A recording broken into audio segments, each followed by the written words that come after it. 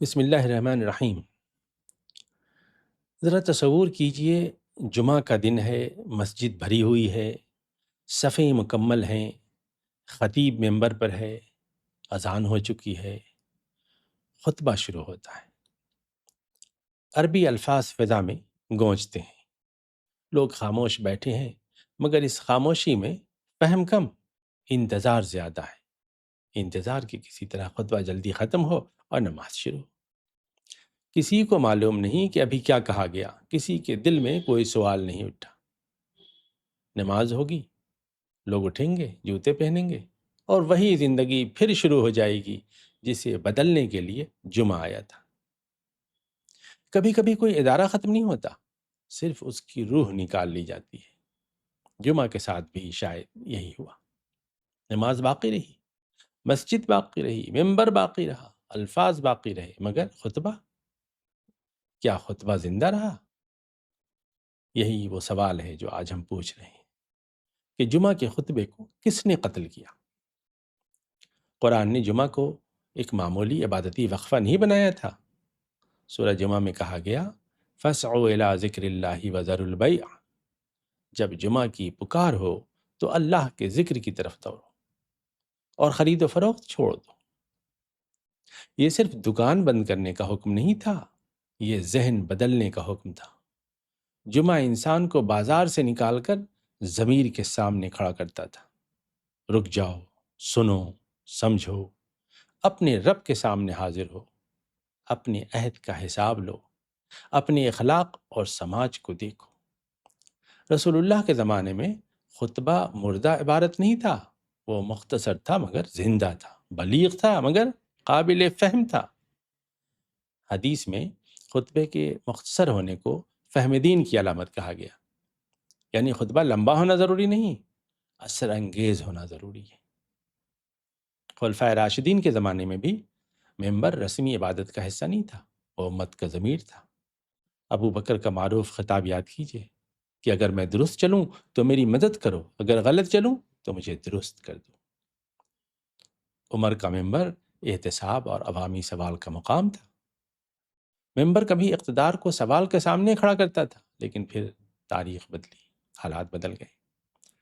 خطبہ ایک دن میں نہیں مرا، پہلے ممبر کی آزادی کمزور ہوئی، پھر خطبہ سلطنت کی زبان بولنے لگا، پھر وہ عربی بلاغت کا فن بنا، پھر مسلکی یادداشت کا اعلان بن گیا، اور آخر میں وہ ایک ایسی عبارت رہ گیا جسے لوگ سنتے ہیں مگر سمجھتے نہیں۔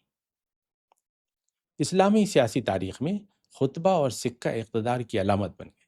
جہاں حاکم کے نام کا خطبہ پڑھا گیا، گویا اس کی حکومت تسلیم ہوئی۔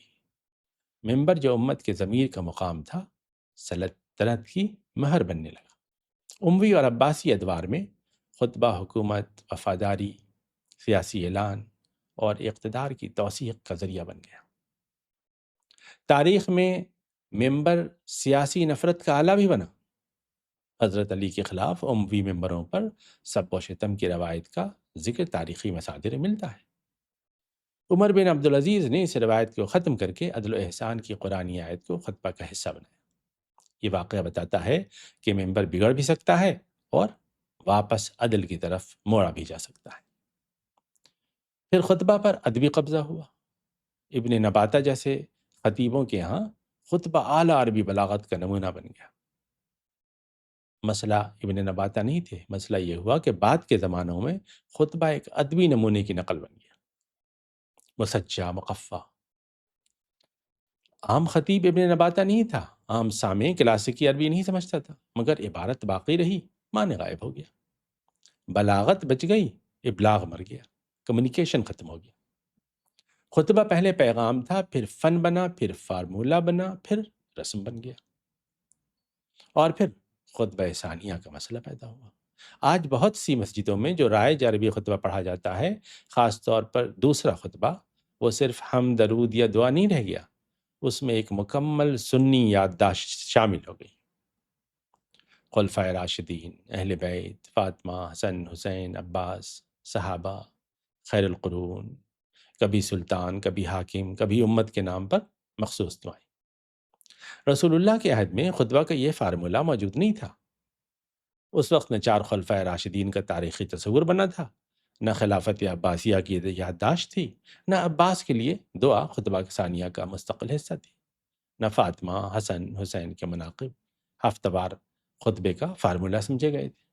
یہ سب بات کی دینی، سیاسی اور مسلکی یادداشتیں ہیں جو آہستہ آہستہ خطبہ میں داخل ہوئی۔ خطبہ کا مقصد تھا کہ انسان اللہ کے سامنے کھڑا ہو، اپنے ضمیر کو سنے، اپنے زمانے کو سمجھے، اپنی زندگی کو بدلے۔ بعد میں خطبہ کا ایک حصہ یہ بتانے لگا کہ یہ کس مسلک کی مسجد ہے۔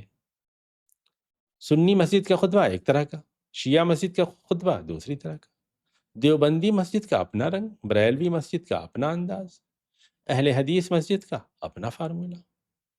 جو خطبہ امت کو جوڑنے آیا تھا وہ خود امت کی تقسیم کا نشان بن گیا۔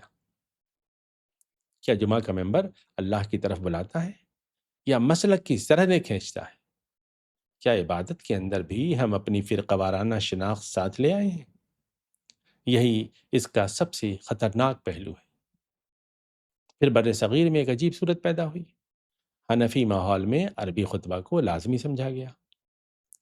پھر عملی انتظام یہ بنا کہ عوام کو کچھ سمجھانا ہو تو اذان سے پہلے اردو میں یا مقامی زبان میں کوئی بیان کر دیا جائے، پھر اذان ہو، عربی کے 2 خطبے پڑھے جائیں اور پھر نماز ہو۔ یعنی جو بات لوگ سمجھتے ہیں وہ اصل خطبہ نہیں، اور جو اصل خطبہ ہے لوگ اسے سمجھتے نہیں۔ یوں جمعہ 2 حصوں میں بٹ گیا، ایک حصہ سمجھنے کے لیے، دوسرا صرف ادا کرنے کے لیے، خانہ پوری کے لیے۔ جمعہ کا مقصد تھا لوگوں کو جگانا، مگر ہم نے اسے ایسے ڈھانچے میں بدل دیا جہاں لوگ خطبہ سنتے نہیں، خطبہ کے ختم ہونے کا انتظار کرنے آتے ہیں۔ یہ بحث نئی نہیں ہے۔ تقریباً 1 صدی پہلے 1933 کے ایک رسالے میں جس کا نام ہے تحقیق خطبہ جمعہ، اس میں یہی سوال اٹھا کہ خطبہ عربی میں رہے یا عوام کی زبان میں ہو۔ جواب یہ دیا گیا کہ خطبہ اپنی عربی شکل میں باقی رہے اور عوامی نصیحت کے لیے الگ بیان کافی ہے۔ دیکھیے، بیماری یہ تھی کہ خطبہ سمجھ میں نہیں آتا۔ علاج یہ نکالا گیا کہ سمجھنے والی بات خطبہ سے پہلے کر دی جائے۔ خطبہ کو تحریف سے بچایا گیا مگر تفہیم سے محروم کر دیا گیا۔ وہ کہتے تھے کہ خطبہ محفوظ رہے، سوال یہ ہے کہ کیا خطبہ زندہ بھی رہا؟ یہاں علماء اور مدرسہ ذہن پر ایک بنیادی سوال اٹھتا ہے۔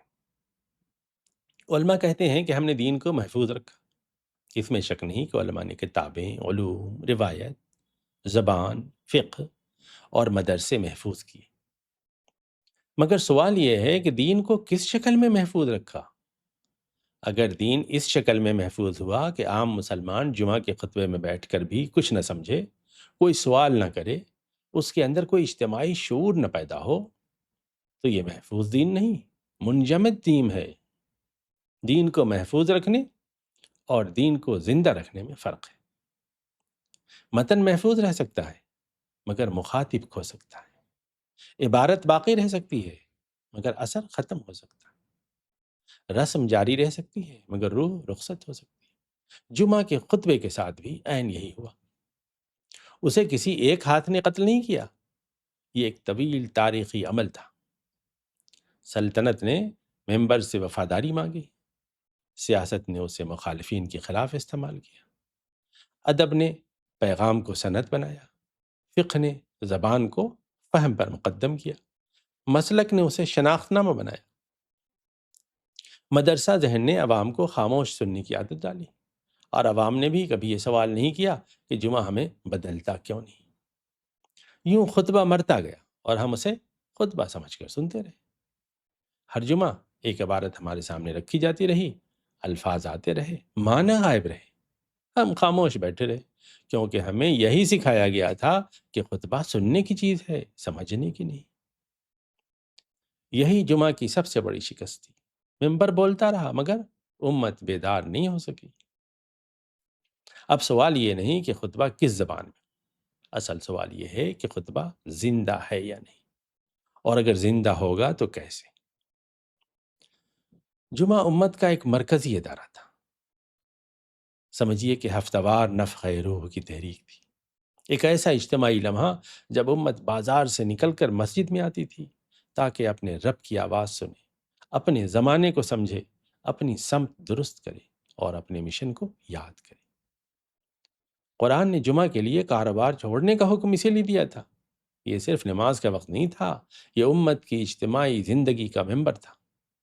یہاں سے روشنی آتی تھی، رہنمائی آتی تھی، اخلاقی طاقت آتی تھی، اجتماعی شعور آتا تھا۔ لیکن جب یہی ممبر خاموش ہو جائے، جب وہ بولنے کے بجائے صرف عبارت دہرانے لگے، جب خطبہ امت کو جوڑنے کے بجائے مسلکی شناخت کا اعلان بن جائے، تو امت جماعت نہیں رہتی، بھیڑ بن جاتی۔ وہ چلتی ہے مگر سمت کے بغیر، وہ جمع ہوتی ہے مگر شعور کے بغیر، وہ نماز پڑھتی ہے مگر مشن بھول جاتی۔